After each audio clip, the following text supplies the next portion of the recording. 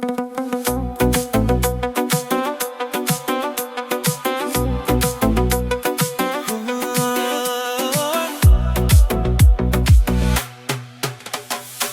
شب آرام یادی تو با من برسد بدی مثل یک چمن چشمانی تو نور